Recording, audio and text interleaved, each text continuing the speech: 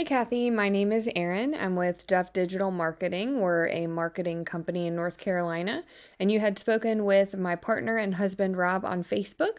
So as promised, I'm shooting you this short video just to give you a few tips on how to help grow your business online. And I will keep this short, but if by the end of this video you can tell that that's certainly something that we specialize in and that's something that you're interested in doing for your business, please reach out to us and we can chat.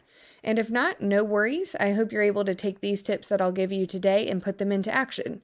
The only thing I do ask, if you don't mind, would just be to give me some feedback on this video and let me know if it was in fact helpful for you. But we'll go ahead and get started. So the three things I'll cover today are going to be content, citations, and backlinks. So first up is content, and I do have your site pulled up here, and content is going to be anything that you can see here on your site. That does also include pictures and what your pictures are saved as. Google typically likes to see 1,500 words on a homepage, so I would suggest adding in some more content to your homepage. And within that content, you would want to add in keywords and key phrases that people are going to be searching for when they're looking for your services online. So that would be my tip there. We'll go ahead and move along to citations. And so I did just pull up a quick Google search for cleaning services in your area. And the first thing you'll see is this section here. This is called the map pack. And citations have a lot to do with that section. So a citation is your business name, address, and telephone number listed in various directories throughout the web. And by directory, I mean things like Facebook, LinkedIn, Yellow Pages, Yelp, and anywhere else that will allow business owners to add in their business details and services. So you'd want to go out and see where your competition is being listed, and you would want to grab those listings for your business. But you also don't just want to stop there. So for instance, if your top competitor has 10 directory listings, you would want to go out and get those 10, but then you want to, double, triple, quadruple that. So you want to get 20, 30, 40 listings. That way you're completely dominating them in that space, but it will also help you to rank high on the maps here as well. So moving along to backlinks here, and backlinks have a lot to do with this section underneath the maps. This is called the organic section.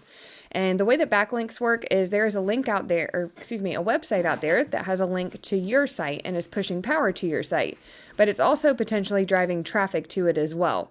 But not all backlinks are created equal. So let's say you did some work for someone who owns an ice cream shop, and they've decided that they're going to take a link from their site and push one back to yours.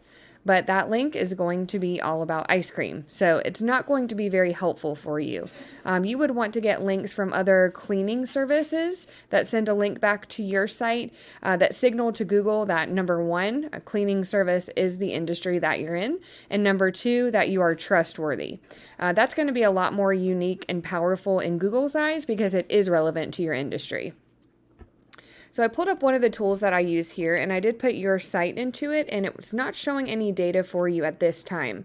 But just to kind of give you a visual representation of what we're speaking about, I did pull up one of the top competitors that is ranking high on Google, just to kind of show you. So it's showing they have 1.34 thousand referring domains, which is giving them 66.2 thousand backlinks, getting them found for 21.7 thousand organic keywords, and that's driving about 39.2 thousand people to their website monthly.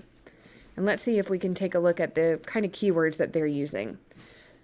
So we're looking for buyer intent keywords. So that is going to be anything that someone's going to think to actually search for when they are looking for your services. We'll also pay close attention to this section here, this volume column. This number is showing how many times this word or phrase is being searched for monthly. So let's see what they're using here. So house cleaning services, move out cleaning, home cleaning services, professional cleaning services.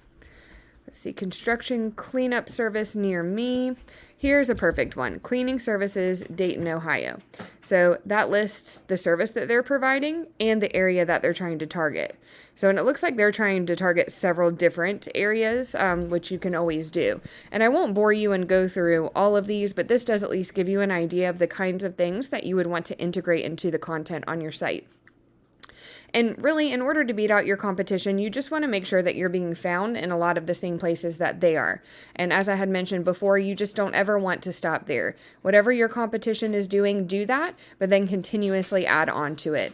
Those are the kinds of things that are going to get you on the first page of Google, but it's also going to make it to where your competition has a very difficult time even keeping up with you at that point. But that's really all that I have for you today. I do hope that this video was helpful for you. If you'd like to know more about Duff Digital Marketing and how we can help grow your business via your online presence, please do reach out to us and we can chat. And thank you again. You have a great week.